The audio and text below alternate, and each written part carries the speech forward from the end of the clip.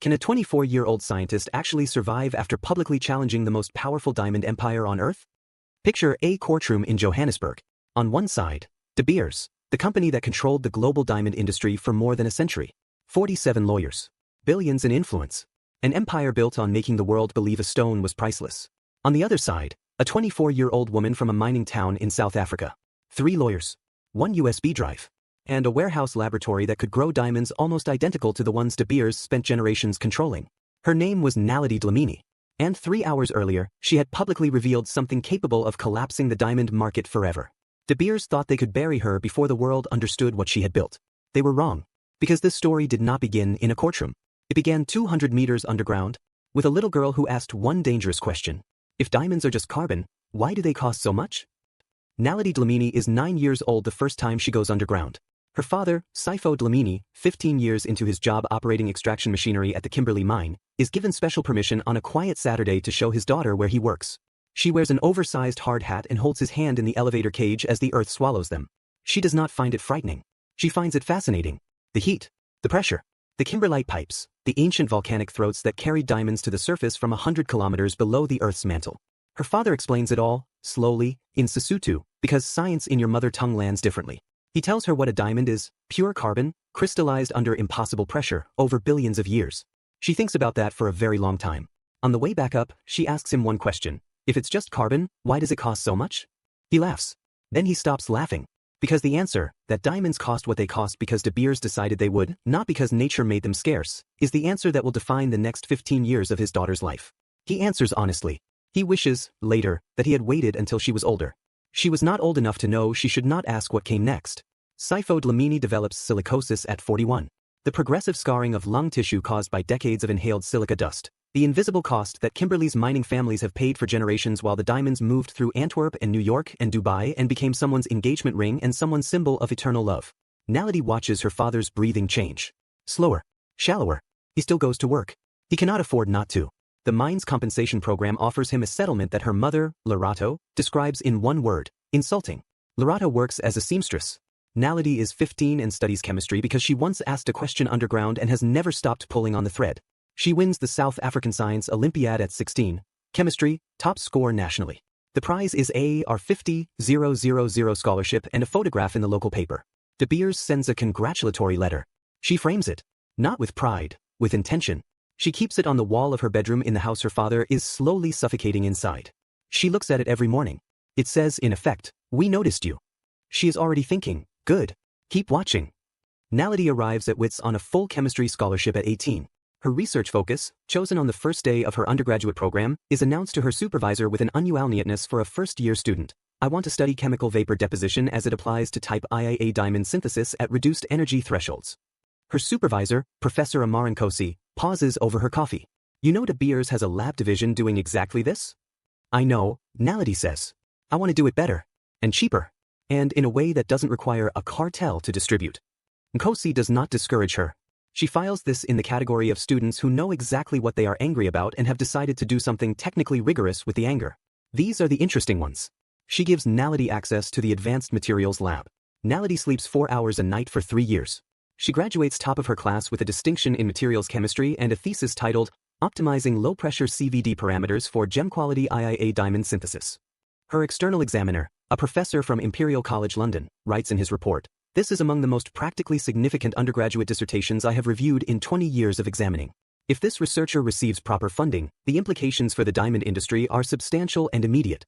The report sits in a university filing cabinet. That question underground would eventually erase billions from the global diamond market. At 18 years old, she was already studying the exact technology De Beers hoped nobody could perfect. Nobody from industry reads it. The first gem-quality diamond Naledi grows in a lab is 1.3 carats. It takes her 11 days, a modified chemical vapor deposition reactor she has rebuilt 3 times, and a technique for managing methane to hydrogen ratios under low pressure that is, at this point, entirely original, undocumented in any published literature.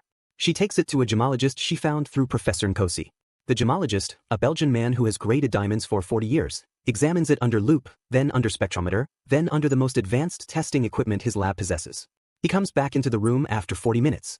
He sets it on the desk between them. He says, "Where did you mine this?" She smiles. "I grew it." He picks it up again, puts it down, picks it up. In what? A reactor about the size of a microwave oven. He stares at her. She is 22 years old. She is sitting in his office in a blazer she borrowed from a housemate, and she has just placed on his desk a diamond he cannot distinguish from the finest stones that come out of the earth after 1 billion years of formation. He says, "How much did it cost you to make?" She tells him.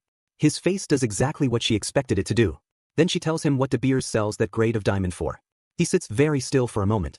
Then he says, "You are going to need a lawyer." She says, "I already have 3. Naledi spends 6 months and are 380,000 drawn from her prize money, 2 personal loans, and a grant from the South African Department of Science and Innovation that takes 7 months to clear, converting a decommissioned textile warehouse in Soweto into a functioning diamond synthesis laboratory. She names the company LUMENA. The name comes from the Latin for light and from her grandmother's middle name, both at once. The team is 3 people, Naledi as chief scientist and CO, Thabo Sithole, her university labmate, as chief engineer, and her childhood friend Precious Makona, who left a corporate finance job to become LUMENA's COO because she read Naledi's business plan on a Tuesday night and called her at midnight. The call lasted 4 hours. At the end of it, Precious said, "If this works, we're changing everything." Naledi said, "It already works. Now we need to change everything." The warehouse runs 24 hours a day. 6 reactors. 12-hour shifts. By the end of 2022, LUMENA is producing 40 gem-quality diamonds per month, each one physically, chemically, optically indistinguishable from a mined stone, at a production cost 11 times lower than De Beers' extraction cost per carat. Naledi runs the numbers. She runs them again. She calls Precious at 2 a.m. "We need to go faster," she says. "How fast?" Precious says. Naledi says, "Fast enough that by the time they notice us, it's already too late to stop." Naledi's go-to-market strategy is not a launch. It is a quiet infiltration. For 18 months, LUMENA sells to independent jewelers across South Africa, Botswana, and Zimbabwe, smaller operators who have spent decades squeezed between De Beers' wholesale pricing and the retail market's margin expectations. She does not advertise. She does not issue a press release. She asks every buyer to sign a confidentiality agreement not because she is ashamed of what she is making, but because she needs 18 months before De Beers knows she exists. The jewelers who buy from LUMENA in this period describe the experience in remarkably similar terms. She came in, showed me the certificates, showed me the spectrometer data, handed me the stone, and said, "Same diamond, fraction of the price. Sell it at whatever margin you need. Your customers get a better deal and so do you." All she asked was that we didn't tell anyone where they came from. Not yet. By the end of 2023, LUMENA diamonds are in 147 jewelry stores across 3 countries. Not one De Beers compliance officer has noticed. Naledi knows this because De Beers has an industry monitoring program. She has read every publicly available document about it. Their monitoring is calibrated for large-scale producers, not for a warehouse in Soweto. She is not large-scale yet. She is building a position. There is a difference between being invisible and being unseen.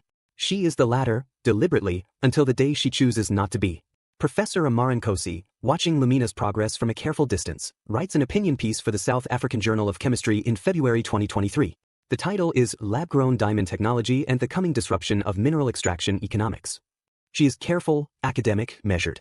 She cites Naledi's published undergraduate work, not the proprietary LUMENA process, which she has not been shown, and argues that the industry is approximately 2 to 3 years from a market-altering confrontation with synthetic diamond technology. The piece is read by 900 academics and 3,000 industry professionals. De Beers' intelligence department flags it. An internal memo classifies the risk level as medium-term monitoring required. Nobody calls Professor Nkosi. Nobody traces the paper back to a warehouse in Soweto. The memo is filed. The monitoring is not escalated. Naledi reads the paper the day it publishes. She calls Nkosi. "Thank you for not naming me." Nkosi says, "I didn't name you because you asked me not to, and I respect that. But Naledi, 2 to 3 years was a conservative estimate for someone at your pace, wasn't it?" A long pause. Then, more like 8 months. Another pause. "Then I suggest," Nkosi says very carefully, "that you file everything that can be filed as soon as it can be filed." She already has. She is about to file the last piece of it. The piece that makes everything public and everything irreversible. On the 14th of October 2023, Naledi Dlamini files patents covering 4 separate innovations: the low-pressure CVD parameter methodology she developed over 3 years, the hydrogen-methane ratio optimization process, the post-synthesis treatment technique that produces the type IIA optical clarity of her stones, and the proprietary quality grading algorithm LUMENA uses to certify each diamond's properties. The filings are comprehensive, technically exhaustive, and, as the IP attorney who reviews them tells her, so well documented that any challenge to their originality will require the challenger to essentially disprove established chemistry. That same day, she calls a press conference.